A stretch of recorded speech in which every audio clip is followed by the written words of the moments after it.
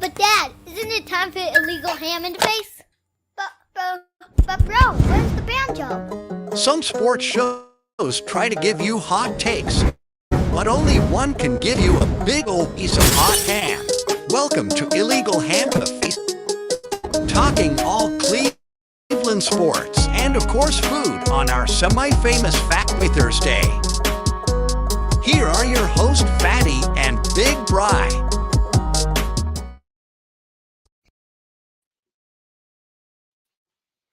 What is going on, everybody? I am that fat guy, Jared Fatty Bates. He is Big Brian. What is going on, big fella? Hey, man. How you doing? Another day. It was a beautiful day. Sun was shining today, so you can't go wrong with that, right? Oh, you got some sunshine where you're at. I didn't get much of that. No? Not much. All right. I mean, it's kind of been a gloomy. It hadn't been terrible or nothing. It looked like it was going to be halfway decent this morning, but quickly turned to cloud cover. So I won't complain though. Always does. It's out of the 30s and not snowing. That is true. That is a bonus for where we're at the end of March. Getting ready to go into April. For everybody watching the show tonight, we are recording this on Wednesday. So I will see your comments on Thursday. I'll try to hop in Thursday, see you guys' comments as we go. Brian's going to be at Erie on Thursday. So we're doing a little pre-recording tonight. Tonight we are going to jump into the Browns offense as it is right now. Give us some grades, check it out, break it down, see some needs in the draft for the offense as we go forward. We are also going to hop a little bit of guards. They play tomorrow. We are also going to talk Easter, all Easter for Fatboy Thursday and our top three. Other than that, though, Brian, our show is brought to you by hkeehl and Lake Erie APA. It's also brought to you by City Dogs Cleveland, and we are on Network 216. So please go like, subscribe, share, tell your friends, tell your family, come in, have some ham with us, and we're going to do like we always do with some shout outs at the beginning, Brian. So you got any shout outs this week, brother? Yeah, I forgot. This is a shout out going back maybe a couple weeks now, and I don't think I mentioned it. I meant to, but got to see our boy Jeff, the Preacher Man. Got to hang out with Preacher him. Man? Yeah, he was back. He's been living in Virginia for the last, I don't know, 6-7 years. So he comes back a couple times a year to see his family, and it's been a few years since I've seen him. But he was asking about you. He was asking about the course and everything, and certainly he loved his time there. So it was just fun to catch up with him. He's got 2 kids now, 1 5, 1 2. So we went to the Foundry and had a good time at the Foundry. So a lot to do. Kind of overload for the kids, you know, with all their senses going crazy and all the lights and the games and everything. So they were taking it all in, but we had a good time. Oh, that's awesome. I miss Preacher Man. Yep, he's doing well. Some wild stories we have with Preacher Man. Before he was ordained. Yes, before he was ordained. We do have to, do that. We cannot say the things that we know now. Statute of limitations is over. Yep. And if anybody doesn't know what the Foundry is, it's the Foundry Social down in Medina. We do have on our YouTube, on our live feeds, we had live there, and a great, nice little patio area off the beaten path. The food was phenomenal. They brew their own beer. So if you want to go check out Foundry Social, go check out our live on that on our YouTube channel at Ham Illegal, and you'll have it all right there. What a great place that was, Brian. Old time video games. What was I playing? They had track and field. They have high voltage go-kart. I only did that one time. That was a few years back, but duck pin bowling. It's just a gigantic place. So and it's always crazy. We went at like 4 o'clock on a Saturday because we knew if we waited much longer, we wouldn't be able to get in. And I think there was one table available. So it's just a madhouse sometimes, but fun for the whole family. Got something for everybody to do there. Cornhole, the shuffleboard and everything. So yeah, it's a good time. That's awesome. I know you got one more shout out. Boy, oh yeah, this past weekend, yeah, saw you. Thank you for coming down. I know that was a a commitment for you coming back from Columbus. But yeah, a lot of good people came out. My wife had her baby shower on Sunday, so kind of correspond with that. We did the diaper party up here in Medina at B-Dubs. Watching college basketball, that was kind of, honestly, that was how we settled on when the shower was going to be. She's like, well, you know, you can have a diaper party. I'm like, yeah, sure. That sounds like a good time, but I want to do it some around a sporting event. So it was either March Madness on Sunday or the Sunday of the Masters were the 2 Sundays that we were picking through. So, but yeah, it was a good time. Good game. Marquette beat Colorado by a couple. I think by 4. So Yeah. entertaining time. Yeah, we had a good time.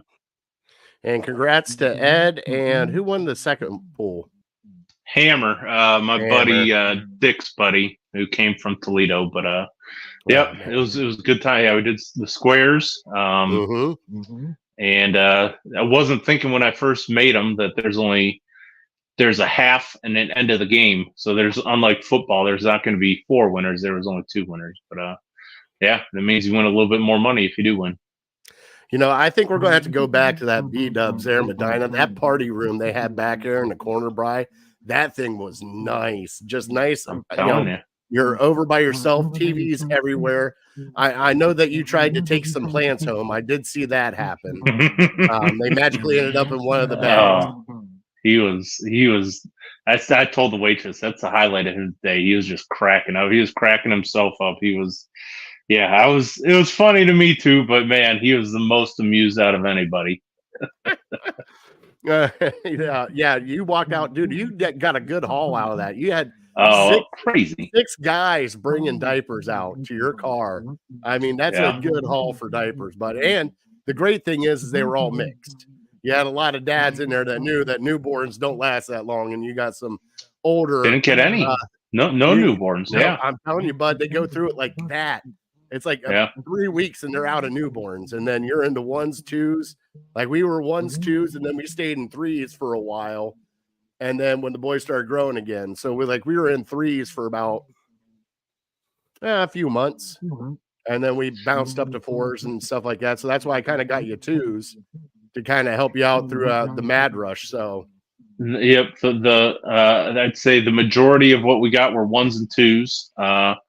Maybe 1 or 2 boxes of 2s or 3s, a couple of 4s, and maybe 1 of 5s. So, hey, that will work out, kind of a smattering of everything. That will definitely work out. And the great thing is, some places, if you find out, you can kind of trade them back in. And we've already done that. We've already done that. Yep. We did that on Monday. We both took off work on Monday, so we were running around exchanging stuff like madmen. That's awesome, bud. All right, is that it for your shout outs? Mm-hmm. All right, the only thing I got to shout out from Thursday is my lovely family in Columbus for allowing me to do the show in the Span Garage. Thank you, Chris, for joining us. Brian, we went out as my Grammy watched the 4 kids and the 4 adults, me, my sister, and the spouses all went out for definitely a good time. Right. Let's just say a 2-day hangover, like I told you on Sunday. We laced one on. It's no fun. But what was really funny, though, is my sister realized you cannot keep Girl Scout cookies in a house with me in it. About 3 o'clock, I woke up on Saturday morning after Friday night, and I found the tag-alongs and got into them, and she opened up. She goes, "What happened to the box?" Brian, it was like a grizzly bear tearing apart a salmon. I couldn't get the flap to open right, and plus she already had the inebriated part in it, so I just kind of tore the box open, and it was eventful. Let's just put it that way. I was gonna compare you to like a drug sniffing dog. Like as soon as you walk in, there's Girl Scout cookies in this house, and then you just follow your nose to freedom, follow your nose to the prize, and have a good time. Brian, it was pretty much that way because I went straight to the pantry to see what she had because that's where she keeps the liquor also. And I opened up and I saw the Girl Scout cookies. I'm like, yeah, I'm gonna hit those later, and then just slowly. I'll just shut the door, act like I didn't see those, and just get a hold of those later. But no, we had a great time down there. But we did some landscaping in my mom's house, helped her out with her new house. We got together, all the kids were playing. We had a great time. We had a movie night on Saturday night.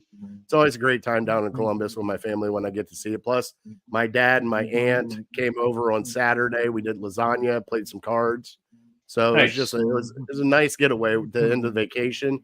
And then of course I come up, have a Bloody Mary with you, and eat some chicken wings at B Dubs. It was a great time. A lot of people turned out, bud, like cousins, family. I loved it.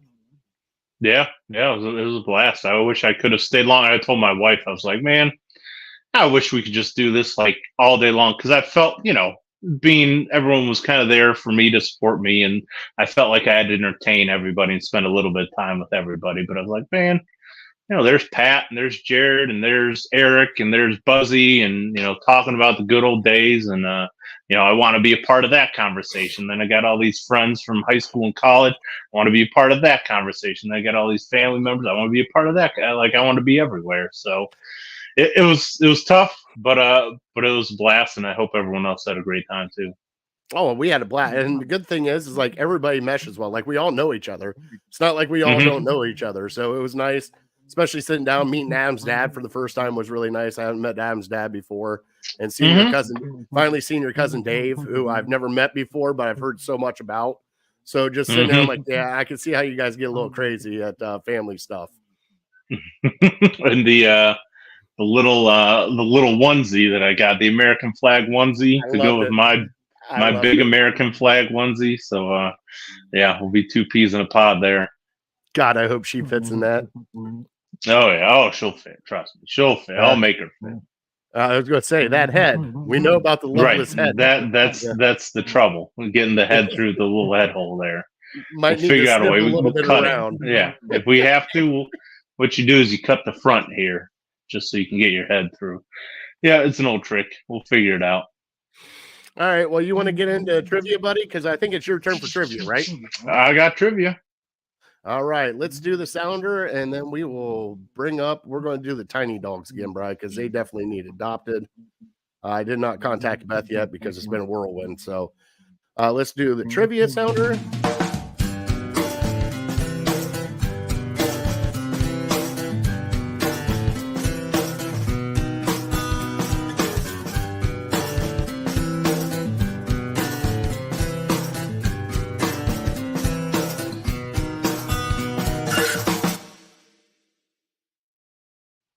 Is brought to you by City Dogs of Cleveland, and we are going to bring up the tiny tykes again. Let me find our little scrolly down here at the bottom, how you can get a hold of City Dogs by email, by phone, and how you can meet a City Dogs. And here are the tiny tykes, and man, look at all these. These are all dogs under 40 pounds at the City Dogs Cleveland.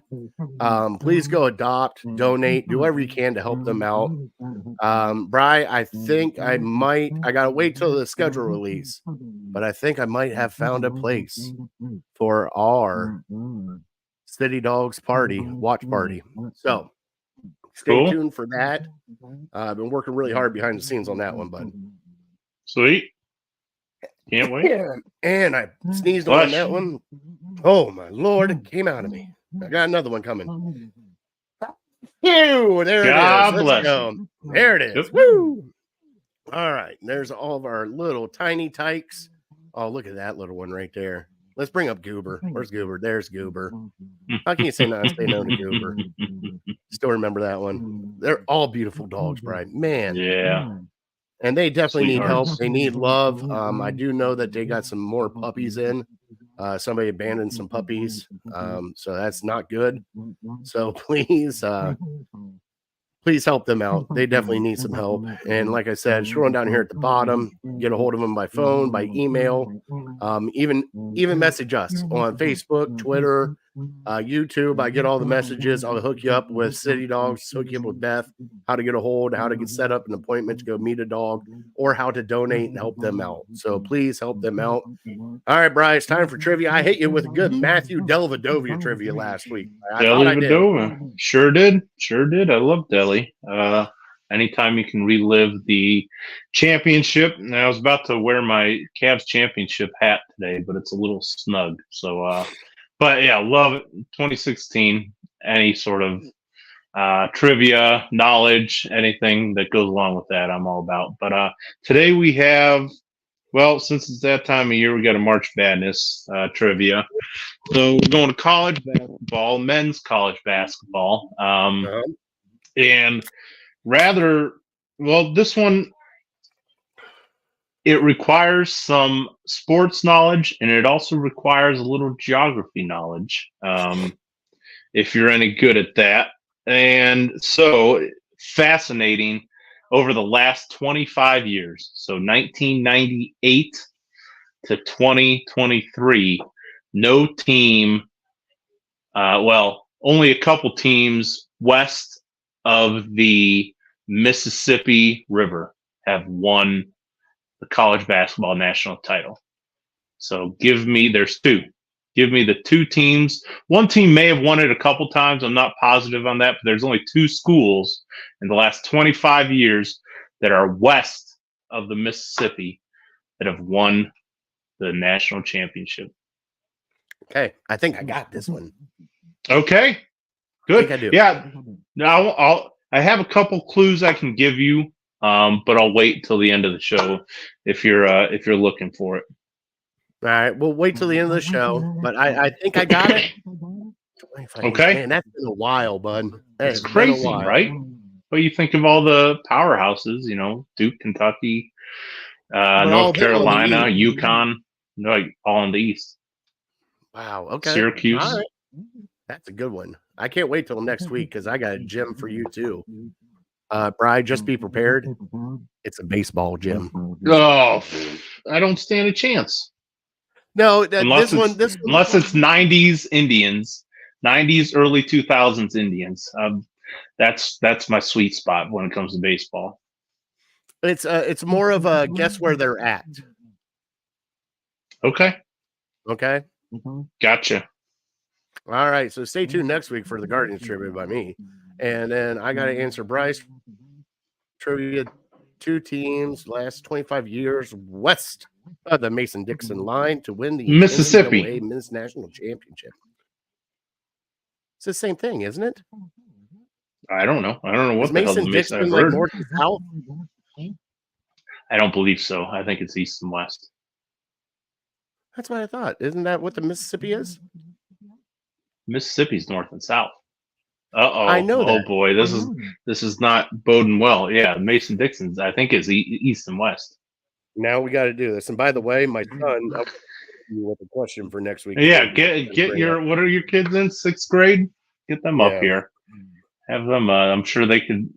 Although I pride myself in knowing my geography. Never mind. But, all right. So Mason-Dixon line is north and south.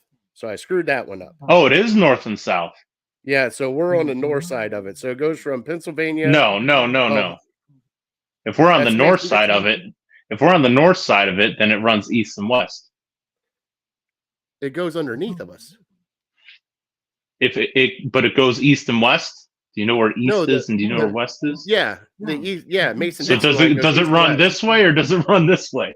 It runs east to west. So we're on the north side of it. Right. Okay. But it runs through. It's pretty much the Ohio River. So it comes down underneath Ohio, Indiana, Illinois, and then pops up underneath Iowa. So everything above that is north of Mason-Dixon, south. So yes, Mississippi, west of the Mississippi. God, Bri, you're a genius. I won't go that far, but I know the biggest river in America. Way to go, Gump. All right, let's play our little weekly sounder so Chris can dance a little bit. Cleveland headlines.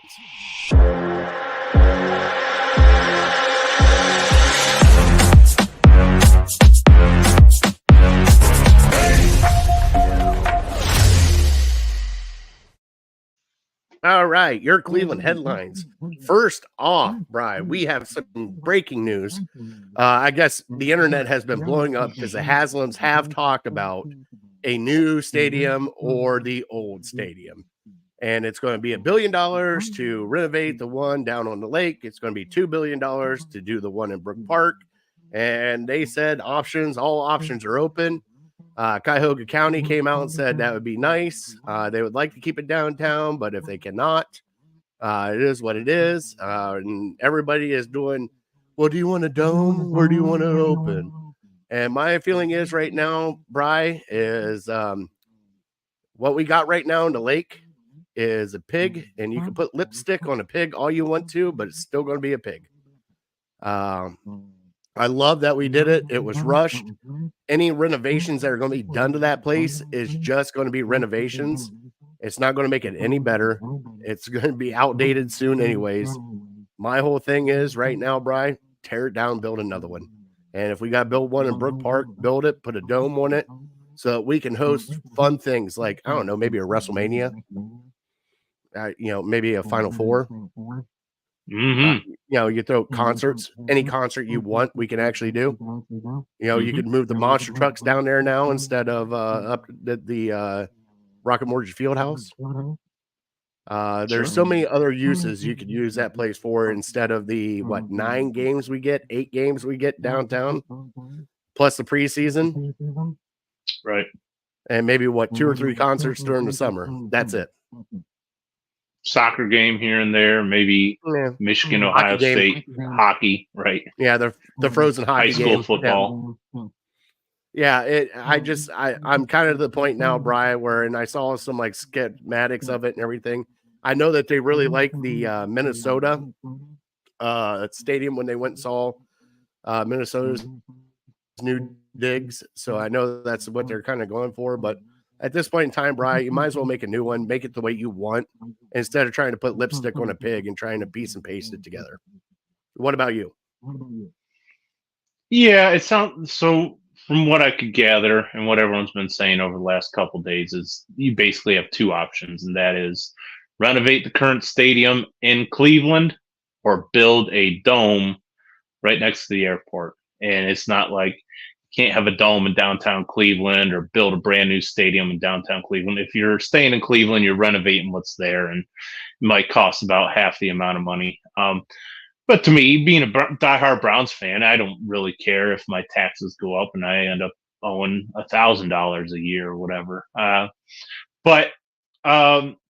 It's just, I try not to get too excited about it because everyone's saying, well, it looks like they're leaning towards just building a dome in Brook Park and going forward with that. And everyone is saying that. So I feel like they're setting us up to be let down, and they'll just say, oh no, we'll just throw a bunch of money into this old stadium that we haven't had a whole lot of success in and renovate the suites that 5% of the fans stay in, or renovate the club level seats, which not many fans go to, or back. And like, I feel I'm waiting to be let down, because to me, the more I think about it, the more sense it makes just to have a dome and have it right next to the airport and have parking all around it. And because it's, as somebody who used to tailgate, and we don't go there as much anymore, but we go to like the Burke Lakefront Airport, and I only go a few times a year,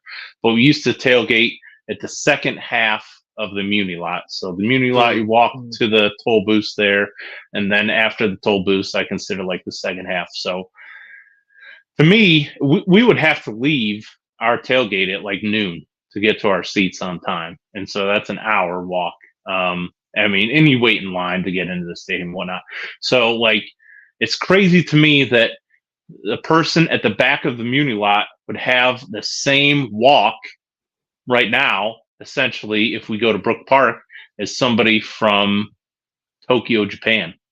They make a flight to Cleveland, they walk from the airport to the stadium. That walk from the airport to the stadium is the same walk as it would be from the back of the Muni lot. And it's just, and you can't, unless you're like making a specific trip to go to Brown Stadium, nobody really sees Brown Stadium unless, maybe you're on the highway.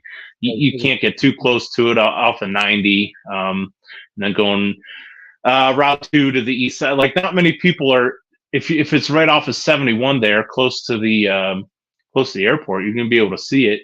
Millions of people are going to drive past it every day. And so, but I mean, just thinking about the accessibility and the amount of times you can use it every single year, I think it's a no-brainer. The Haslam's have enough money. I don't know why they wouldn't just say we're done with it. I don't know why they keep dragging it out. Maybe they think they're going to get a sweetheart deal from the city of Cleveland, and they're going to say, please, please, please don't go.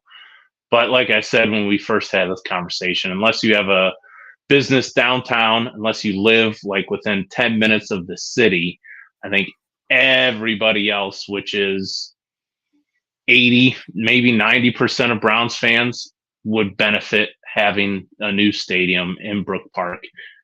Easier to get in and out, hopefully parking much closer to the stadium. And for all the people who say I would prefer outdoor football to indoor football, I say you don't have a leg to stand on. You don't have any credibility with me, because unless you were one of those 5,000 people who were there when the Browns played the Saints a couple years ago when it was negative 15-degree weather, you're just a liar, because you couldn't.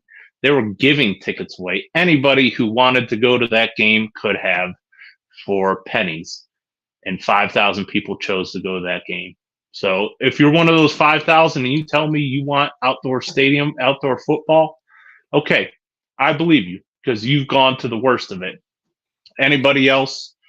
No. That game, that exact same game, if it were in a dome, you probably would have sold out. And so you're making more money with a dome. I know it's going to cost more, but yeah, I don't buy it, because unless you're there 16 times a year or 8 times a year, or you're going to every single December game, you're just BSing me. I don't believe it. I don't believe you, because you can say you want to watch outdoor football, but unless you're there, yeah, it falls on deaf ears for me. So move it to a dome. Let's get it over with. People, as with any decision you make as a Browns fan, as a Browns owner, people are going to complain about it. So you just get it over with. We all prefer a dome in Brook Park. The vast majority of people do. So let's just finally do right by our fans. I mean, Brian, let's just be honest about the schematics of everything. All right. First off, in 1999, when they built this stadium to bring back the Browns, they rushed it. It wasn't completely finished. It wasn't up to date like any other stadium. Like, you take your time and build a really good stadium. They rushed the build just to get the Browns back in Cleveland. Okay. So starting out the gate, you already had bad bones when you're doing it. Second of all, when you go to that stadium downtown, Brian, there is one way in and one way out. That is it. There's no other way. Like, you're leaving from the lake going south. Like, there is no other way that you could go to get out of there. And with what's going on in Brook Park, there's going to be the Red Line. There's going to be buses. There's going to be the Amtrak over by the airport. There's going to be 480. There's going to be 71. There's going to be 237. You have multiple ways to get in and out of that stadium to where it is not a freaking log jam and a pain in the ass to go to a game anymore. Like, yeah, you might have to wait for a little bit getting out of the parking lot to go where you're wanting to go. But, Bri, all major highways are right there. Even if you take a little short drive down Snow Road right there, you can pop over to 77. Like, you can take back roads anywhere from there and get out of there and sneak out. So it just seems like it'd just be so much easier to do this in Brook Park where they're wanting to. And it's closer to their facility in Berea, closer to the airport, closer to the trains, closer to the buses than where it is at now in Cleveland. That's why I don't trust them. It makes way too much sense. I don't trust them to. I don't know. I'm sure eventually the city's going to try hard to keep them in downtown, but yeah, the nostalgia and everything. We've seen nothing but losers in that stadium. They've renovated it before, gave us a brand new scoreboard in the shape of Tennessee, and they've added seats here and added seats there, and they still call it the Dog Pound. And I don't think it's a terrible stadium, but if you tell me I can upgrade and I can get a state of the art stadium, and hopefully that lasts 40, 50 years, and by the way, selfishly for me, it's closer to Medina and it's closer to you where you're at, and it's closer for many people. So like a fart in the wind away from this new stadium. Right. If you just follow the planes, you'll never get lost. Just follow the planes and you'll find where the Brown Stadium. So yeah, it's just, I don't know. It makes too much sense. And that's why I really struggle to think that they're going to make the right decision. And I'll hold my breath until I hear it official about 5 different times, and then I'll maybe start to celebrate. Like I even thought about putting out like a poll on our show page and everything else, Brian. And I sat there and looked at it, and I went through and I scrolled through Twitter and I scrolled through Facebook, and the amount of polls that people put out, and it was either, do you want a dome or do you want it open? Do you want to go to Brook Park? Do you want to be in Cleveland? And I'm just sitting there watching them. I'm like, let's just be honest. Like, if you're really honest with yourself, the best decision for the Cleveland Browns is to move to Brook Park.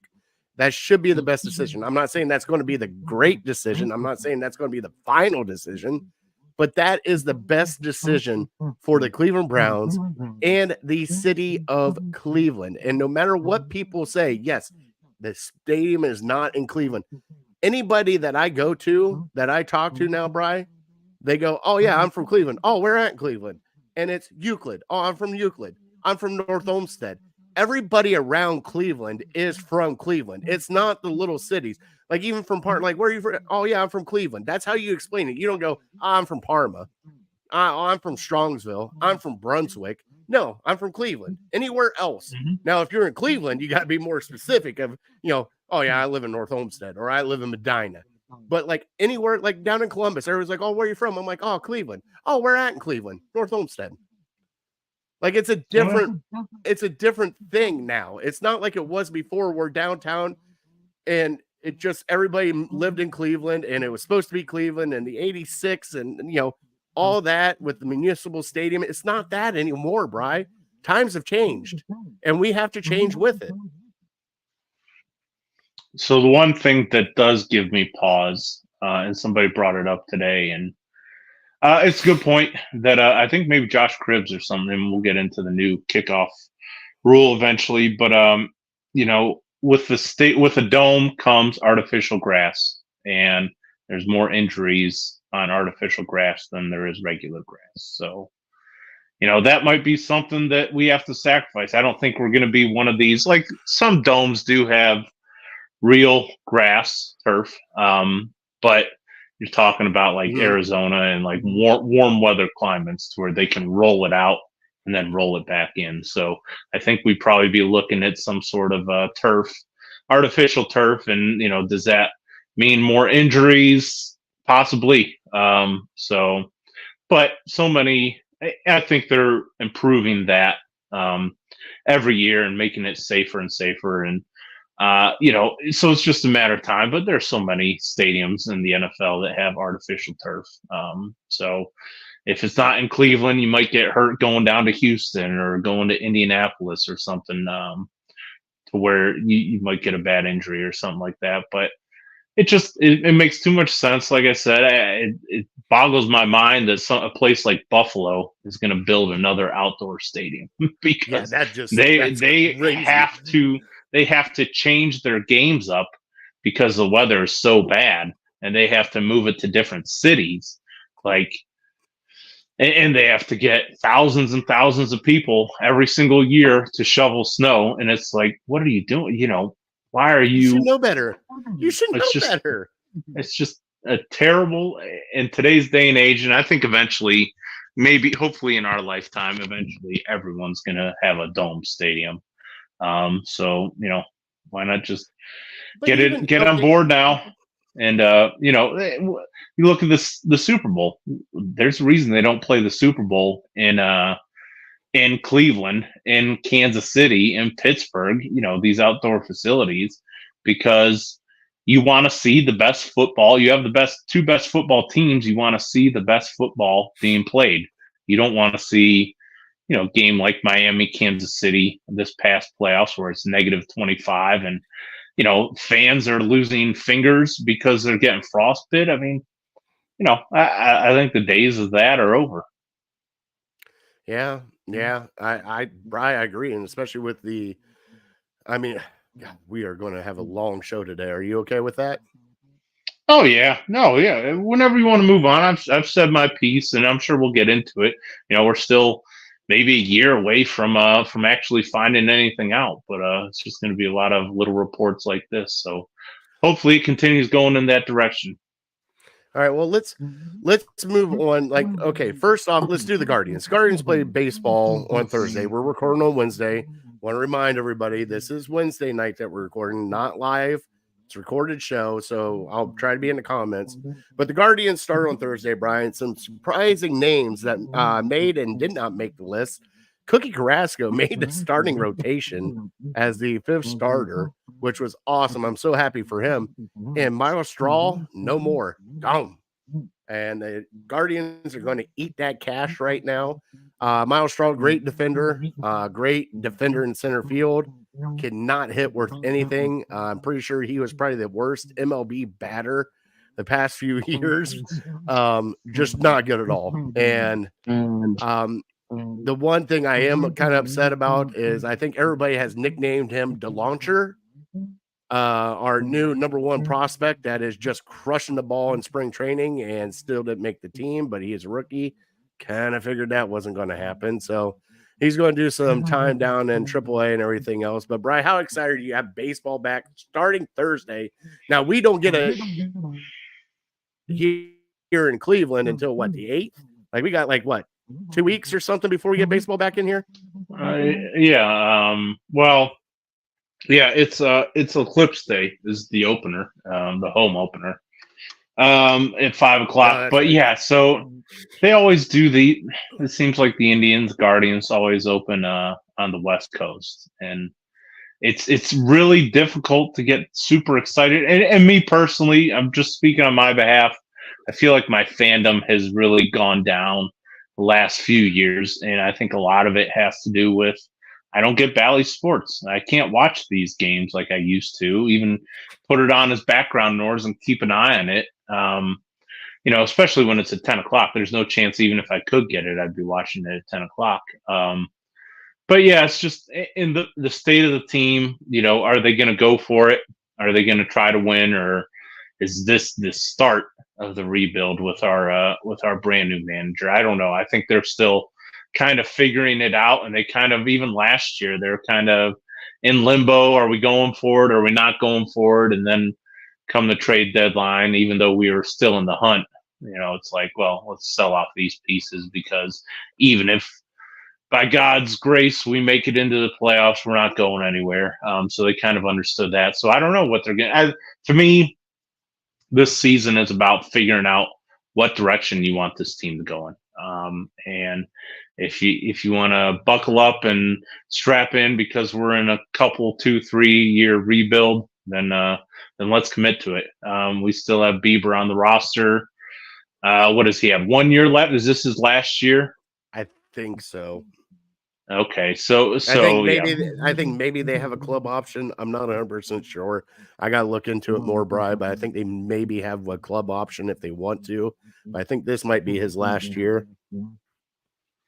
So yeah, figuring out what you want to do. I think a lot of it has to do with what do you do with Bieber, and that'll tell us what they're thinking. And this is part of the reason baseball is an imperfect sport. As much as the Indians, Guardians love Bieber, they just can't keep him. They don't have the money. And so like I've said for years now, it's an unlevel playing field. And the Indians, Guardians, I keep screwing the Guardians. I'll get there. I know it's hard. It's at the start of the year. We're starting to talk more baseball. And so, in a couple weeks, I'll get Guardians down a little bit more.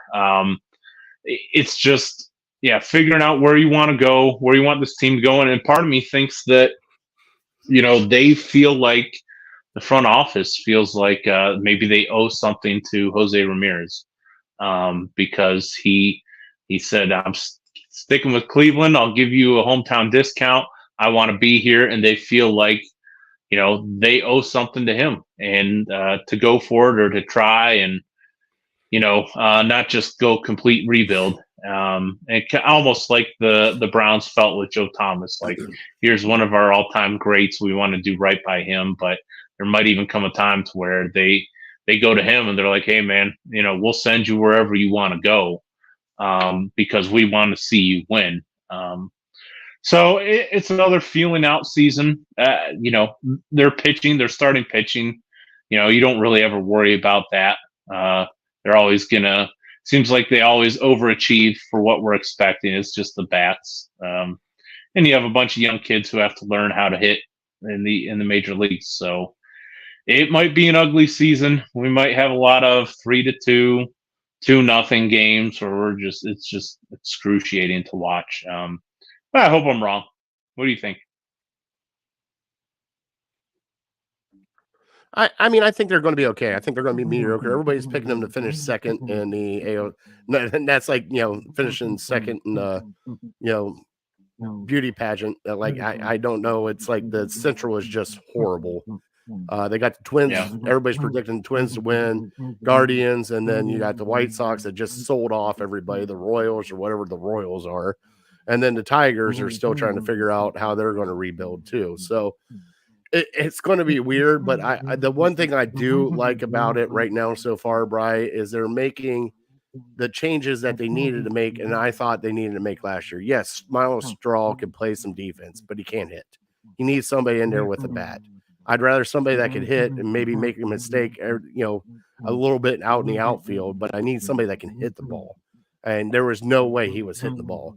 So that being changed and a fresh set of eyes on this group, like, especially having a veteran like Cookie come in as the fifth starter. I mean, he might end up in the bullpen as a long reliever. He might be somewhere else, but for right now, for him coming in as the fifth man in the rotation to help out this young rotation, I think that's probably one of the best moves they made in the offseason, Bri. Now, he's not the Cookie from long ago where he can give you a couple shutout games and things of that nature. He's not going to do that. But what he can guide these young kids with is position, how to pitch, how to stay away from people. Just his knowledge is going to help out these kids. And even with Shane Bieber, too, because Shane Bieber got it from Corey Kluber. So, like, it's just a lineage running downhill, Bri.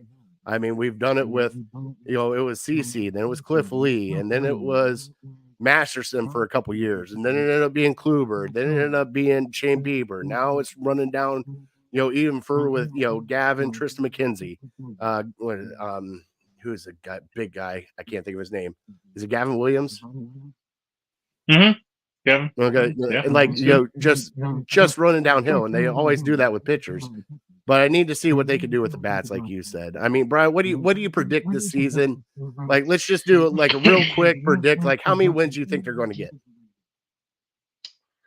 I'm going to try to be optimistic, and unfortunately, my optimistic view is only 500. So, give me 81 wins for 81 for the Guardians. Yeah, which is an improvement on last year. But I think this season's baseball is such a long year. I think there are going to be so many twists and turns, such a roller coaster ride to where, we're talking about them like last year. We did the first couple months, one of the worst teams in the league.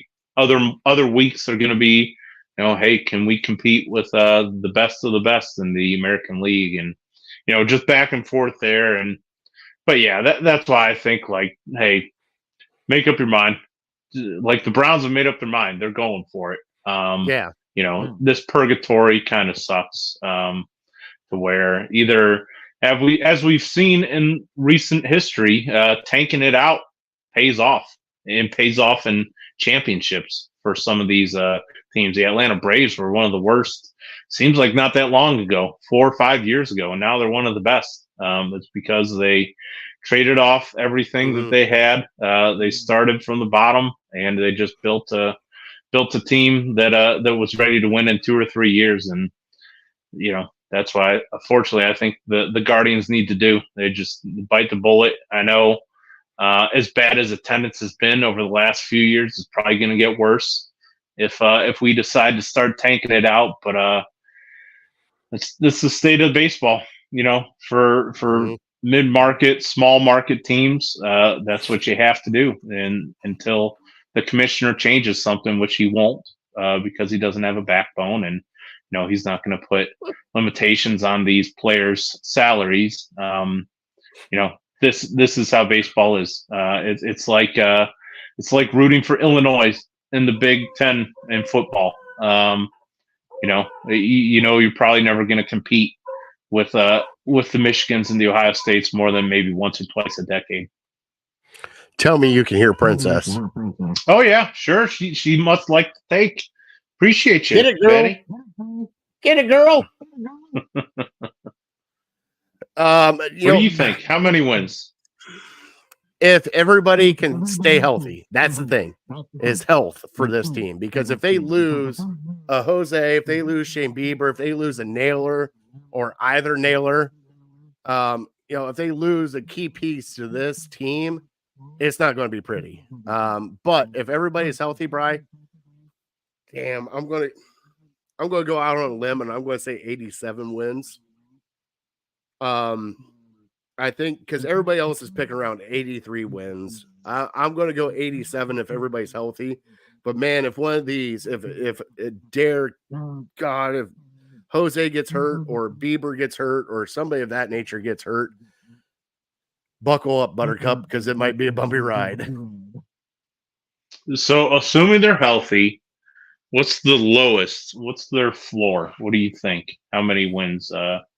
If they're healthy, how many wins will they get? At least. If they're healthy, I'm kind of the lowest they could be is right around 500 for me. I think they can play 500. I think they can play 500 baseball, Bri. I really do think they can play 500 baseball. Because you have, hold on. Now hear me out. The reason why I say that is you have a year underneath Bo Naylor's belt now as catcher. Okay. Josh Naylor was one of the best hitters last year before he got hurt. Jose is Jose.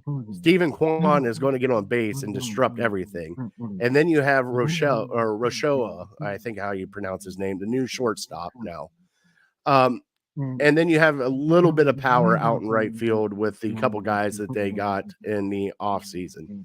So it's not going to be anything major, Brian, but at least if you can get guys on base, you have the pretty much the 2, 3, 4, 5 hitters pretty much set if you want to. You have Quan at 2, Jose at 3, Naylor at 4, and then the other Naylor at 5. Or if you want to spread them out and move them differently. But I think with those 5 guys, you can get some runs scored. I really do think you can get some runs scored with those guys. I like your optimism. So your pessimistic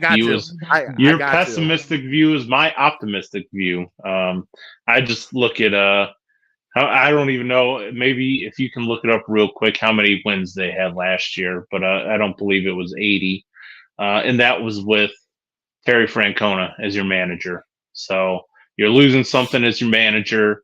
I think it's inevitable that you're going to trade Shane Bieber. And I know he wasn't completely healthy last year, so he didn't give you a ton. So I think brace yourself. We could be looking, and I do, because it is the Guardians and because it is this front office and because we've never seen them really bottom out, I give them that credit. But I think if we're somewhere between 65 and 70 wins, I won't be shocked. And it's probably hard for a lot of people to hear, but yeah, if they finish 70, 72 wins, something like that, they weren't much better than that last year, and they lost a Hall of Fame manager. So yeah. Hold on. No, now they had 76 wins last year, Bri. But they lost Shane Bieber for most of the season. They lost, which they might not have him for half the season this year. But they lost Tristan McKenzie also for a very long time. They lost Josh Naylor pretty much for the entire second half of the season after he got hot. They just brought up Bo Naylor and got rid of the catchers. Jose was dinged up all season. You had Miles Straw, who can't hit the ball at all, now gone. And Stephen Kwan was kind of trying to hold everything together. So if you add in the injuries they had last year, plus the shuffling of what they had to do with the starting rotation, because it wasn't even just those guys. I mean, Brian, we had, wasn't it Savali that we traded away? And it just we had pitching there that we had to trade away. So if you look at that, for them to finish 76 with all that happened, and especially the tear that Josh Naylor was on, Josh Naylor was probably one of the best batters in the MLB for 2 months before he got hurt. Yeah. So 76 wins. I mean, that's. Yeah, it's and maybe it goes to, like I said before, my confidence in the pitching staff still very high. As far as putting up a ton of runs, you talk about Josh Naylor like he's an all-star. He's not. I know he's a hometown favorite, and he's had some big hits and some clutch moments. But for me, it just hasn't been enough because he's also had 0 for 4 with 3 strikeout days, a lot. And so I like him. Well, I know, and that's the state of baseball now. But yeah, I mean, to think that Josh Naylor is going to be a huge difference maker for you now all of a sudden and be an all-star player, I don't buy into that. I'll be happily surprised if he is. But to me, he's like an average cleanup hitter. If you're a cleanup hitter, the assumption is you're pretty good. So I don't want to take anything away from him, and he's the best we have. But I'm not going to be expecting 120 RBIs and 35 home runs from Josh Naylor this year. Oh God, we're going to make a side bet later. Sure. If you like those numbers, text me your price. Sure. We'll figure it out. We'll We'll make a side bet next week. We'll figure it out. All right, Brian, let's get into, something, Brian, we will get the NFL new rule changes next week. We'll do that when we do the defense because it's got a lot to do with the defense anyways, defense and special teams. Let's get into the Browns offense right now because we are going to do the offensive breakdown for the Cleveland Browns. And right now, Brian, your starting offense looks like this. You have Deshaun Watson at quarterback. At running back right now, Nick Chubb, questionable.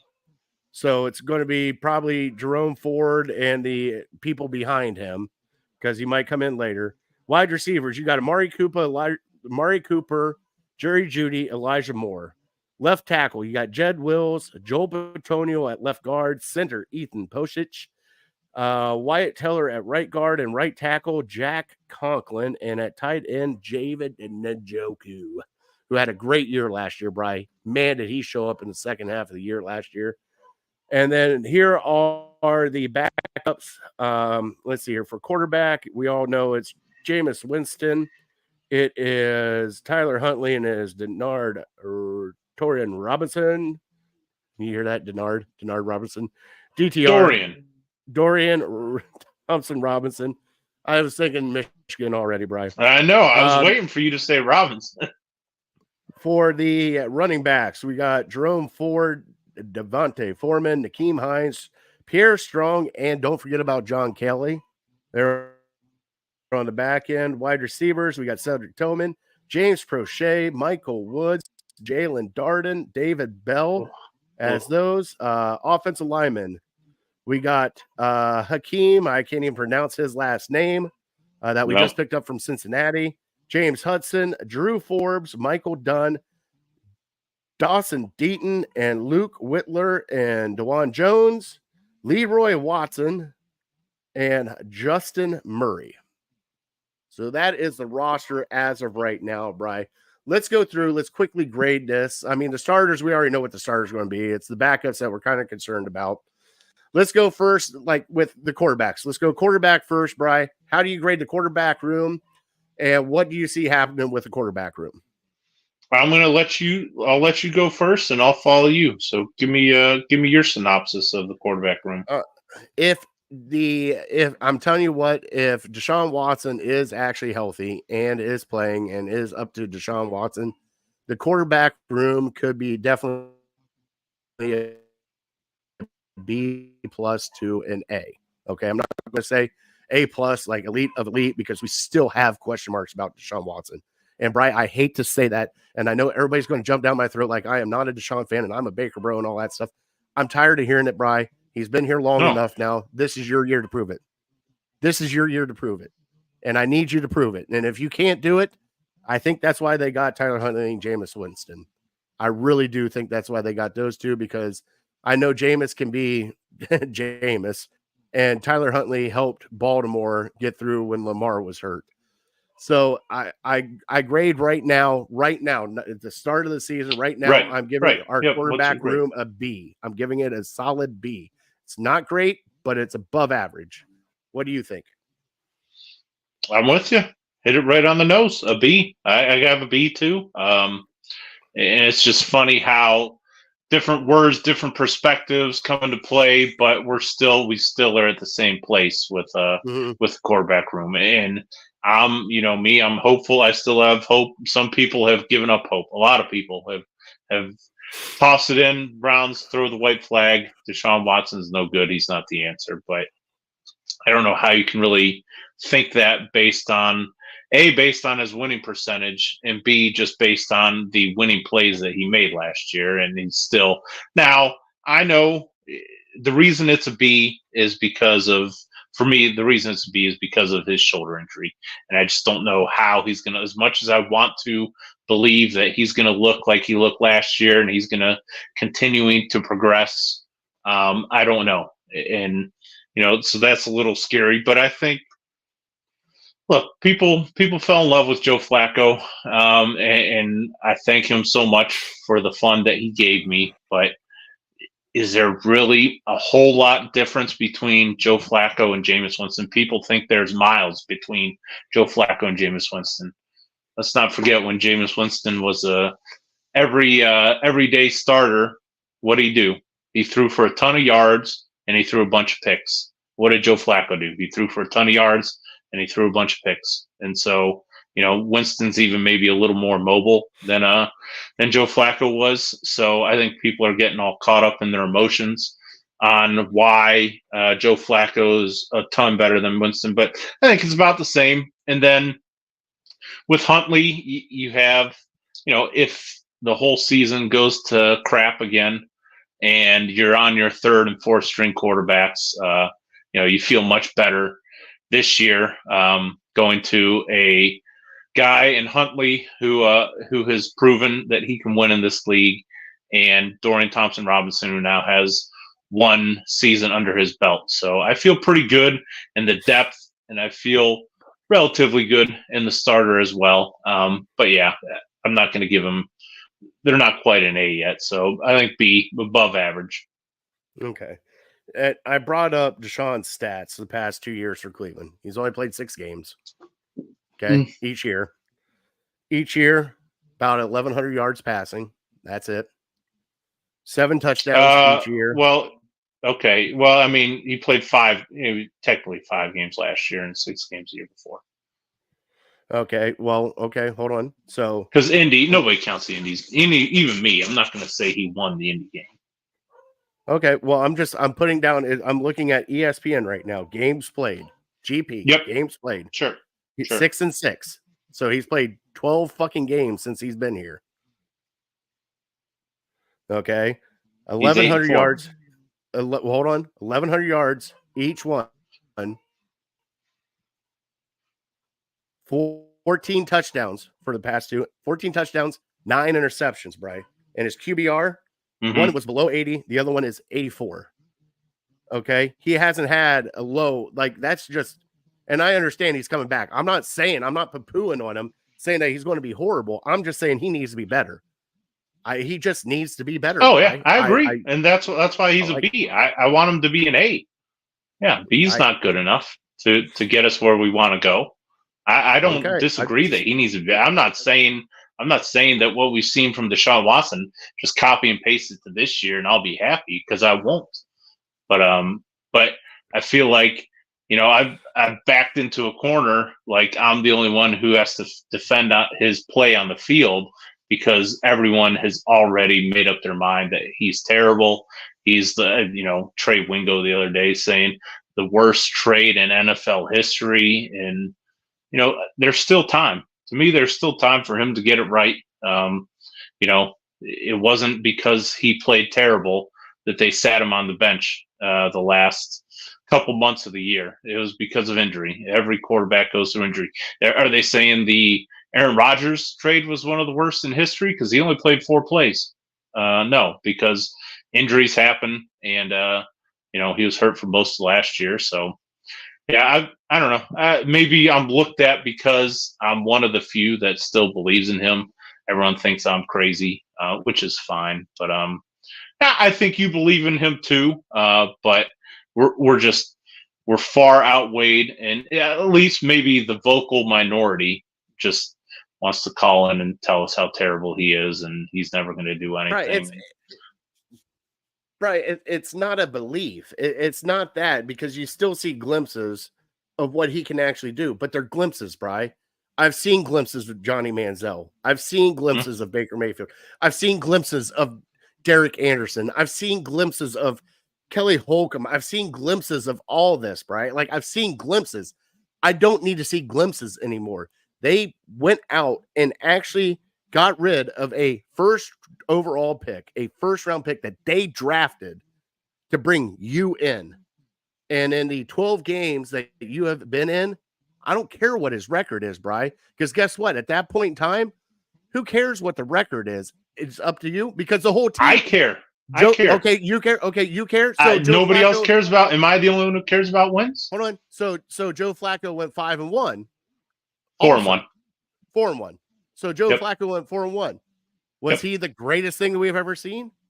No, I'm not saying Deshaun Watson is the greatest thing we've ever seen, but I'm saying he's good enough.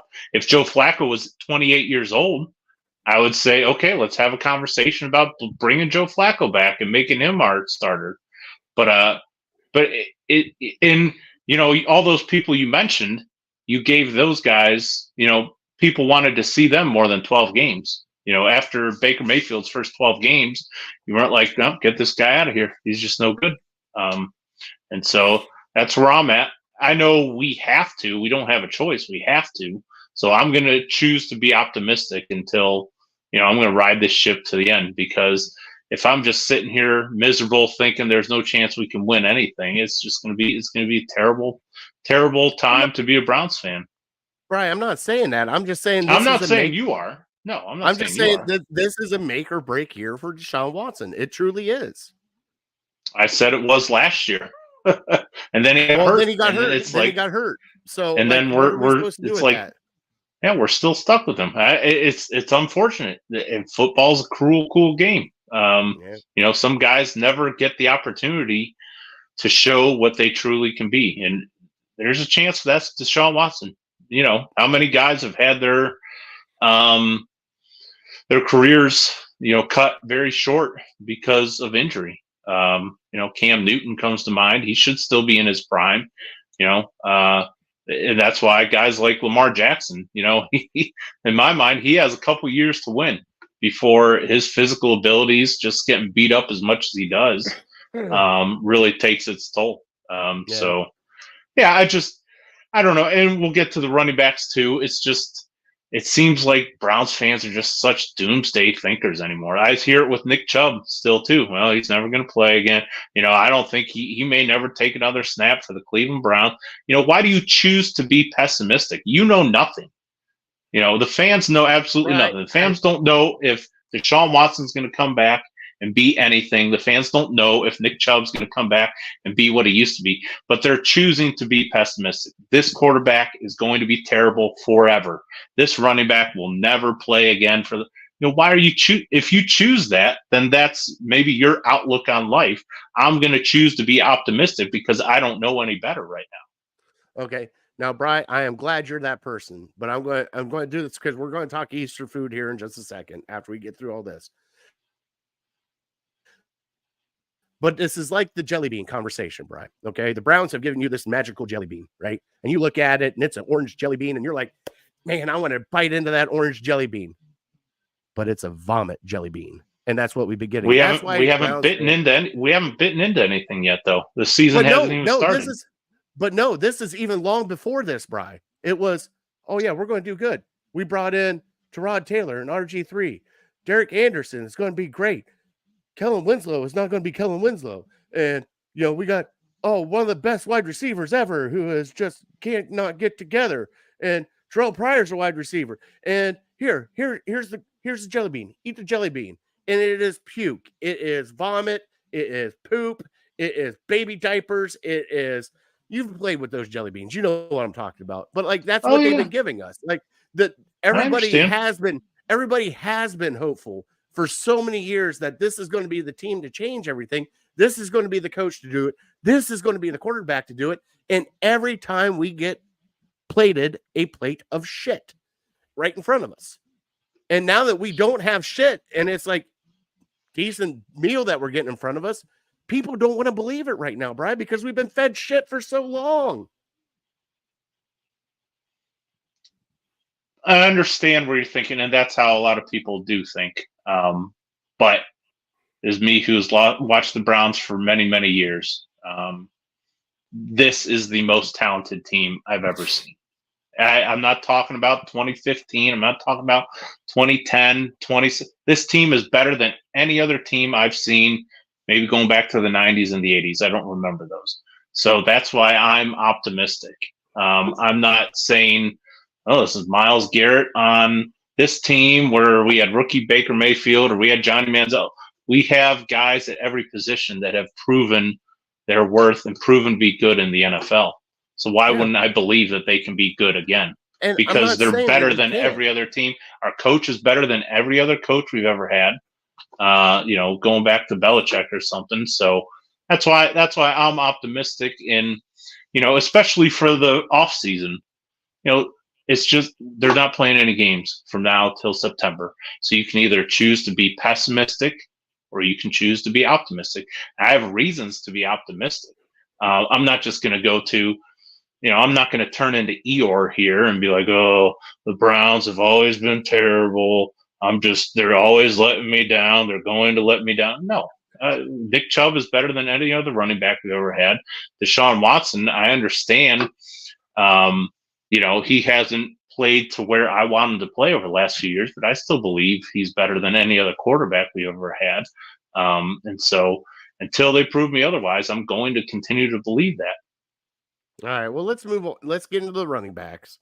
We'll shelf this argument for later. Well, it'll go on. It's not an argument, Brian, but I mean, I get what you're saying, but I can also understand why people are that way about the Browns because it's been like did you honestly think? And you and I were together when this happened when we had the 0-16 and 1-15 seasons. Like, did you honestly think that team was going to do anything?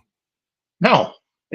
No, that's why my outlook is different now than it was then. This team is better than Deshaun Kaiser and Brock Osweiler, RG3 at the end of his career, Josh McCown. That's why everyone is just frustrating the hell out of me because they think, well, like you're just saying, well, they've put us through this, they've put us through that. I have no reason to believe. No, I'm taking this team as its own entity. I'm not comparing this team and say, well, you have all this stink from all these years on you, so you can't help but just be like those other teams. No, I'm taking this team as one compared to, one team from this year, one team from that. Every year is a different team. And that's how I'm judging it. I'm not judging it based on all these years of losing. God, I got to be around you more often. I got to drink with you more often, Bri. I really do. I'm trying to keep people positive here, but everyone just brings me down day after day. And like I said, I know it's the vocal. No, and I'm not saying it's you, but the vocal minority just like I can't listen to 92.3 The Fan anymore because the fans, the only people that call in are people that want to be doom and gloom and say, this is terrible. This is never going to work. Walk the plank for the next 2 years. Walk the plank, and eventually you're just going to die. And it's like, No, I'm not going to think that way. I'm not going to let you drag me down. All right, let's get into our running back room, Bri. Okay. Yep, we'll be quick. So we got Nick Chubb. We'll go quick now. We got to go rapid fire because, yeah, we're doing great on time. Nick Chubb, Jerome Ford, Freeman, Hines, Pierre Strong, and John Kelly. How do you grade them this year? I got him a B plus because I still believe in Nick Chubb. Now, if I knew Nick Chubb was going to be 100% Nick Chubb, they would be an A. But I do leave the door open a little bit in case he's not 100% or not like we've known him to be. So I knock him down a little bit, but I'm still confident. I think they have a lot of variations. They have guys that can catch the ball in the backfield. They got speed guys. They got power guys. They got a lot of guys that can do different things. So I think finally I feel comfortable with the versatility of this room. All right, I'm going to split my grade on this because with Nick Chubb, I give them an A. Without Nick Chubb, I give them a C plus. And that's just because I need to see Jerome Ford more. I need to see Nyheim Hines, and I need to see Deontay Freeman be. I got to see him on the field first. I know Jerome Ford had his struggles last year with getting split carries with Kareem Hunt, but like with Nick Chubb, Brian, this is where I am very optimistic. Nick Chubb is a different animal, okay? And until the day that he cannot play football anymore, I still think he is going to be elite Nick Chubb. There is no doubt in my mind that he's going to be elite Nick Chubb because of the way he works and the way he conquers everything and the way he did it the last time. I understand it's been the same knee. It's been 2 surgeries, everything else. It's Nick Chubb. All that man does is work. He doesn't talk. He doesn't do anything else. He doesn't do interviews. He doesn't do any of this. He just works, Bri. And for him to be injured that way and want to come back and prove that he's one of the top backs, that is why I give that an A, Bri, because I think he's going to be elite next year when he does come back. Nice. Yeah. I'm all for it. All right, wide receiver room. We got Cooper, Moore, Tillman, Prochet. I think with Cooper and Judy as our top 2 targets, I'm going to give this group an A minus. Okay. Cooper has been proven right now to be one of the best wide receivers the Cleveland Browns have ever had. And you can't tell me any different. I know we've had some great wide receivers, Bri, but this man coming in the way he did and taking a team with backup quarterbacks, still getting over 1,000 yards. Now, I know 1,000 yards isn't what it used to be, and I think the addition to Judy to be able to take the top off, I know we're going to have some. I think Judy is going to be like a scramble, almost like rolling the dice with him week to week. But I think he's going to have big games, and I think he's going to have bad games. But I think with those two doing it, I'm going to give this whole wide receiver room, I'm going to give them a B plus. It's probably one of the best wide receiver rooms talent-wise, Bri. Best receiver room talent-wise that I think we've ever had in Cleveland. This is probably going to be the position where we differ the most. I believe in Amari Cooper, and I don't think he's, in my mind, he's not quite a top 10 wide receiver in the NFL, but he's somewhere between 10 and 20. I think maybe his age and his lack of speed cost him a little bit there. So I believe in Amari Cooper. He's a solid number 1. After that, I think you have a ton of potential at a bunch of different places and not a whole lot of production. And so it's time for these guys to step up. Other than Amari Cooper, every other wide receiver Andrew Berry has acquired has fallen short. So, I just got over saying I'm not looking at past. I'm just judging it based on one season. But these other guys, these other wide receivers, I have not seen be successful in the NFL outside of a 1 or a 2 game span. I haven't seen it over an entire season. So I think your depth there, Amari Cooper, I'm good with. I'm happy with. Everyone else, I think they're just kind of fighting to hopefully be an average wide receiver too. Okay. So what grade did you give them? C plus. C plus. Okay. Let's go on to tight ends. We got David Njoku, Jordan Akins, the new guy, Giovanni Ricci, and then a Zaire Mitchell-Padden, who was on one of the lower ones. I think this is going to be probably one of the draft picks that we're going to see in our draft this year, late round. I think they are going to get a tight end to kind of help out. But, Bri, I give this with the way that David Njoku played last year, knowing that he can block and run, I got to give it a B- for right now because I don't know what's behind David Njoku. Yeah, I'm in the ballpark. I gave him a B. Primarily, what brought me up from like a C+ to B- to B would be just how Njoku kind of broke out at the end of last year, and hopefully Stefanski, finally understands how to use him because the play call that they had towards the end of the year, he was getting wide open in the middle of the field, and he was catching these 5-yard dump offs, and you just get him the ball in space, 7-yard dump offs. And I know you don't like the tight end screen, but and they maybe got away from that a little bit and just get him the ball in space a little more because you look at all of his electric plays that he had at the end of last year. He was just catching them, in space and then taking off. What was that Jets game? It was like 3rd and 17 or something, and we just threw it short to him, and he just made a play with the ball in his hand, and so I think that's where he's the most dangerous. So he definitely brought the grade up. After that, we don't have a whole lot. Jordan Akins is a veteran and is a guy who has experience with Deshaun, but other than that, I don't even know. He's getting up there in age as well, so I don't know how much you can count on him. And he's not too explosive, but he's a halfway decent blocker. So I'm comfortable with the room, but I don't think they're anything too special. All right. Last but not least, we have our offensive line, Bri. And now I got 2 grades for this offensive line, Bri, because they have not been together healthy ever. Ever, ever, ever, ever, ever, ever, ever, ever, ever been together healthy. Conklin's been injured and injury prone the past 2 years since we signed him to the big contract. Jed Wills was injured last year. We've been to our 3rd, 4th, 5th tackle. All right. I think they found a gem in Posich. And of course, the interior of our offensive line, let's put it this way. The interior, the guards in the center, I'm giving a solid A right there.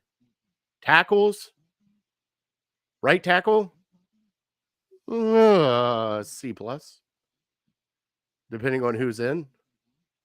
Left tackle, that's a different story, Bri.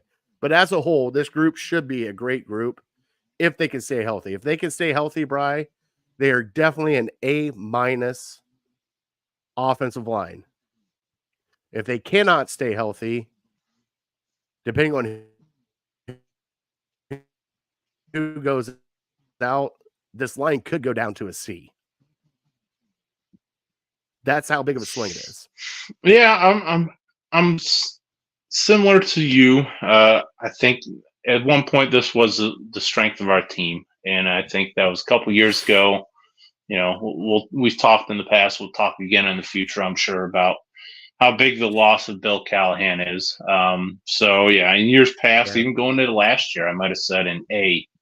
But I thought I'd knock him down a peg or two, and I got him at a B-, assuming everyone's healthy. I think the middle of the line is solid and maybe one of the best in the NFL. The tackles, I was always a huge fan of Jack Conklin, but and the last time he had a full season in health and played most of the games, he was an All-Pro, meaning he was the best right tackle in the league. But to really think that he can get back to that, he was right here in Cleveland. Was his very first year here, wasn't it? Maybe. Has he been here? Has he played 3 seasons for the Browns now? He's been injured the last 2. But yeah, so maybe it was his first season here. So yeah, and that was that was when the offensive line was humming, and this offensive line was just open up these giant holes and not giving up a whole lot of pressure. And, for DeJuan Jones to step in and do what he did last year was just something special, especially as a fourth rounder. So I feel he makes me feel a little bit better about our tackle position. I wish they would just play the two best tackles, because in my mind, I think that's probably DeJuan Jones and Jack Conklin, and say forget feelings and forget where you were drafted. Let's just play the two best guys. And Jed Wills, if Jed Wills is your backup tackle, swing tackle, he can play both sides. I feel really good about but I don't know enough about at that level how easy it is to switch from one side to the other. Like, is DeJuan Jones going to have just as much success at left tackle as he did at right tackle? If that's the case, you make the move. But I just don't know if that's really accurate. So, yeah, I'm good with the interior. The guys outside give me some pause, but I think they still have potential. DeJuan Jones and Wills even is still pretty young, and then if Conklin can just stay healthy, this might be a different unit. We might be saying by midseason that they're an A again. So yeah, I'll be optimistic there again. Yeah, Conklin, since he's been here, like his first 4 seasons in Tennessee, he was healthy for all 3 years. Well, 3 out of the 4 years. 1 year he only played 9 games. Since he's been here in Cleveland, his first year he played 15 games, second year 7, third year 14 games, and then last year 1. So it hasn't been the same person, and it sucks because, like you said, he can be an all-pro tackle. It's just got to get the health, man, and it's just hard as offensive linemen because they just take a beating. Take a beating, Brian. It's just, it was hard to watch him go out in the second quarter of the very first game last year and just having somebody roll up on you like that. It's just kind of a fluke thing. But, your heart breaks for anybody who works as hard as he did to get back from an injury and then go out in the first game. Yeah. Well, that's kind of our offensive grades so far. Next week, we will do defensive grades. We will talk about the new NFL rules, changes that have happened with the kickoff and the hip tackle rule or the hip drop tackle rule or whatever the hell it is. We'll get into that. Brian, let's get into Fat Boy Tuesday and our top 3 all wrapped into one. Mm-hmm. We are talking Easter, Brian. All right. And Easter is a special time for everybody getting families together. The Lord has risen. That's how we do it. But man, Easter has got some great food too, Bri. And between the candy and the Easter bunny, between the ham and the cheesy potatoes and the green beans and everything else, Easter is all about family on Sunday, right after church, having a big Easter dinner and just enjoying life with your family. So, Bri, what are some things you look forward to for Easter with your family? Do you like to go Easter egg hunting? Do you do little Cadbury eggs? Oh, we do.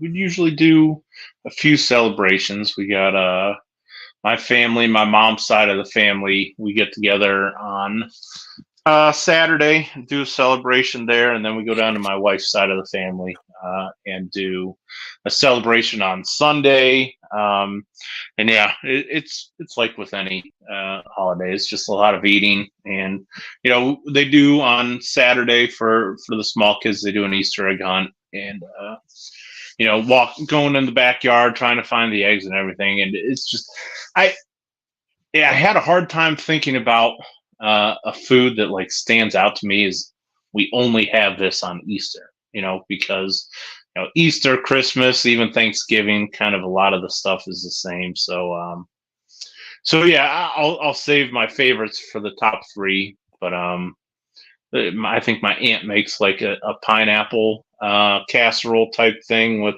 Ritz crackers on it. That's pretty good. I'm trying to think of what my wife makes a really good, and believe me when I tell you, I'm not lying here. It's like a vegetable casserole with like a bunch of cheese and stuff. So big fan of that over the last couple years. And then the staples, everything else. There's only so much room on the plate. A vegetable dish, Mr. Lewis? Yeah, I'm telling you. Yeah, yep. I don't know what All it right. is. Don't get me wrong, it's loaded down with cheese. So that's what makes it palatable. I'm not going to sit up here and tell you I'm the most healthy guy on Got holidays. cheese and bacon and ranch and I wouldn't be opposed to it. Yeah, you think Nope. if somebody else, hey, you want some bacon for that vegetable casserole? Of course I do. yes, I do. It goes. Yeah, Bacon goes with everything, Bri. There hasn't been one thing I have found that hasn't gone with bacon. right. When I was chocolate covered bacon, I mean, it's taking over the sweets too. Maple bacon. Maple Ugh. bacon, canned brown sugar bacon. I do got to try that BLT from Arby's. Now that we're talking about bacon, I know. I got to try that thing. I think they had it a couple years ago. What I did, and not to get too far off subject, I went and bought it, and I was cooking burgers or something, so I just You used put like the bacon bun. on the burger? Yeah, I used the bun and the bacon as my sandwich, and then I just slid a cheeseburger in there and a bacon cheeseburger. Like, oh, so good. I need to do it. Well, I'll be able to eat fast food here by the end of the weekend. So maybe I'll try it again if they still have it. You gave up fast food for Lent, didn't you? Mm-hmm. You I haven't are a had trooper. it in I had Chipotle maybe once or twice, but That's like fast casual. anything. That's not what I consider fast food. Right. That's what For I me, told my myself. family, we used to do Easter really big. Always the hard-boiled eggs, painting eggs with the kids. You'll get to that point, Bri. Whether it be stickers or painting them, just 3 dozen hard-boiled eggs, and there you are, just as a family coloring them. Also, that was also a huge thing is being in the kitchen too, especially with the ham. You gotta have the right ham. And Brian, you and I were talking about ham before. You got the spiral, the double smoke spiral with the honey, brown sugar, honey glaze and everything else. And you brought it up that your uncle, the best ham you had, your uncle said he bought it from Aldi's. Brian, Yep. I am not joking you 100%. My sister got that exact same ham. I swear to God. It was, I don't know what it is. I don't know what it is about the Aldi's ham, especially if you get the spiral ham. It's fantastic. It is truly fantastic. But I like to kick it old school with my ham, Bri, because I like to do mine my own way. I make my own brine to go around it, and I also make my own. Pretty much, it's honey, it's brown sugar, glaze to go over top of it, and just crisp it up, and then you have a little sriracha dip with it too. So I kind of do it that way. But yeah, ham is a big thing for me. Green beans, your favorite thing in the world, cheesy potatoes with the cornflakes. Oh God, can't go wrong with cheesy potatoes. And just enjoying time with family. I think that's the one big thing. We just kick back, relax, watch either a golf match on Sunday or whatever's on. Most of the time it's March Madness. And just kind of enjoy the day and spending time with family. And of course the kids with the candy, which we'll switch over here to our top 3 right now after our Easter talk. Right. My top 3, it's got to include some kind of candy for Easter because you always got to have candy for Easter. So my number 3 is the Cadbury egg. Right. You only get it one time. It's always for Easter and it's always delicious. My number 2, the little Reese Pieces, the Reese egg. Can't go wrong with that little golden nugget. It's just, I know it's a Reese peanut butter cup in the shape of an egg. I don't care. Still love it. Still love it to this day. Honorable mention now before I get to my number 1. Do you remember the robin eggs? Oh, sure. Yeah, they're like what are they? Milk duds, kind of. Yeah, they were like Whoppers. That's what it is. With the robin eggs is there. Jelly beans is also there on the honorable mention. Oh yeah. But Brian, my number 1, the one thing I'm looking forward to the most on Easter is the ham. We are legal ham to the face. It's the ham. You got to have a good ham for Easter. Don't get a cheap ham. Don't get a crappy ham. You got to get the good ham for Easter. So that's my number 1 for our top 3. Brian, what about your top 3? I'll pick up right where you left off. Yeah, my ham. And I don't love it all the time. So I've definitely had some ham that was just kind of, I wouldn't say bad, but I would say very forgetful, like average run of the mill ham. And it's like, oh, whatever. I'll put some ham on my plate just to appease everyone else because that's what you do. But yeah, if you can do it right, I don't know what it was. I told you. My uncle said he got it from Aldi's. I still think about that one ham. I don't know if it was an Aldi's thing or maybe just a good batch or he cooked it just right. But man, I guess that was the second best ham I've ever had. The best ham I've ever had was down in Nashville, Tennessee at the Loveless Cafe. I almost didn't even order it because I don't really like ham, but it came with one of the meals. So I'm like, I'll try it. It was almost like a jerky or something like that. It was just, melt in your mouth. I mean, it was like soft jerky. So it was, if you can cook ham right, it would probably be my number one. So that's my number three. Number two, I had a hard time deciding between candies. And so, like you said, jelly beans you get once a year. Also, I just think of the giant solid chocolate Easter bunny. I don't know, chocolate one. Right, something about it. Just it tastes better than like a regular run of the mill Hershey's bar. So yeah, I'm in between. I can't decide. Make up your mind, whatever you like. And then my number one, you know what it's going to be. It's going to be cheesy potatoes.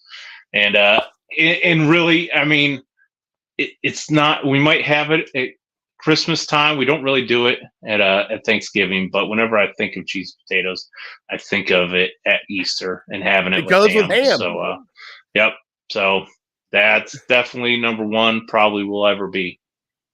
Every time I've had a ham, I've either had some sort of cheesy potato, whether it be scallop potatoes, au gratin potatoes. Like there's always been a cheesy potato with a ham, no matter what I have done.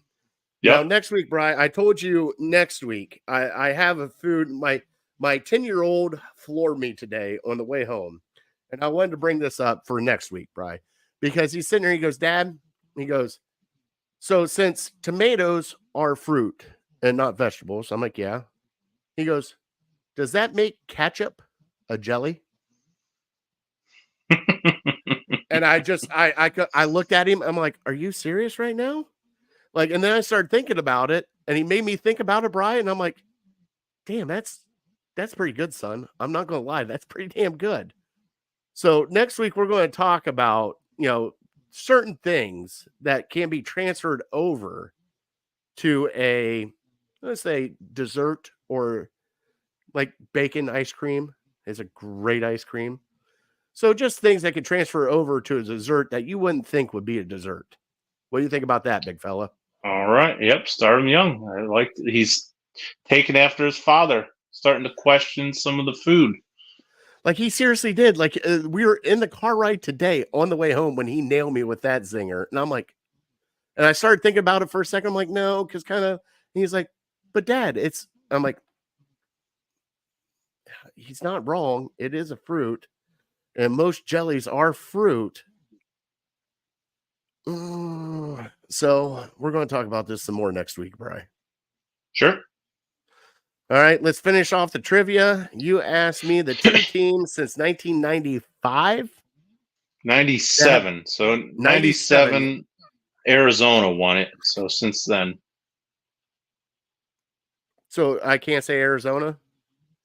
Arizona won it in 97. If you think they've won it since 97, you could absolutely say Arizona. So I'm looking for the two schools west of the Mississippi River that have won the NCAA championship in the last 25 years.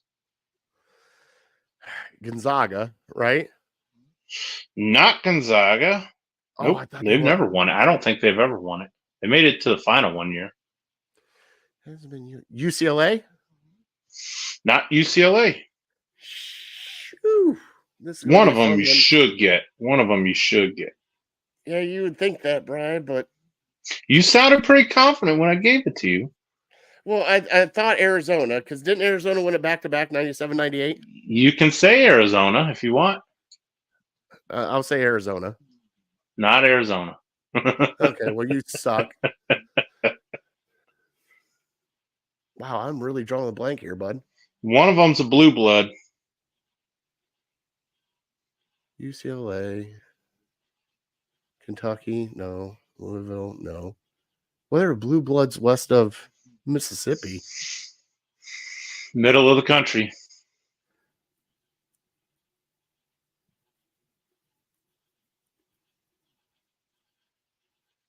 Oh, Kansas. people are screaming at you right now. There you go. Kansas Jayhawks is one. There I'm you go. sorry. Kansas is one. Took me a second to get Kansas. And the other one, to give you a small hint, is happened pretty recently. I think in the last 5 years. Yeah, that doesn't help me at all. Oh, shit. Go ahead and give it Not to me, on the buddy. West Coast. Not on the West Coast. In Texas. They reside in Texas. Baylor? There you go. Baylor. Yep. Wow. Baylor and Kansas, the two. Wow. I don't know if Kansas maybe has won it twice, but I'm not sure. But Baylor only won it once. I was thinking for sure like the 90s Arizona teams. And then I thought maybe Gonzaga here in the last few years. Man, really? Baylor? Isn't that wild? Right. Isn't that wild? Two teams the last 25 years. And it's barely no UCLA, no Mississippi. USC. Oh, I know, right? They're not even like close to the West Coast now. They're not Pac-12. They're not even in the West Coast time zone. Yeah, pretty close. It's wild. All right. Well, everybody, thank you for joining us and joining in here on Illegal Ham to the Face. Please go like, subscribe, tell your friends, tell your family, everybody. Give us a like. Catch us on all of our social medias at Ham Illegal. Bri, at the end of our show, we always say it. God bless them, Bri. God bless you. God bless America. Happy Easter to everybody. All right. Happy Easter, everybody. We want to thank our troops and first responders for everything you guys do for us. We cannot do enough for you guys. So thank you so much for everything you do for us. And on that note, we are definitely uncorked, unloaded. We're out. See you guys.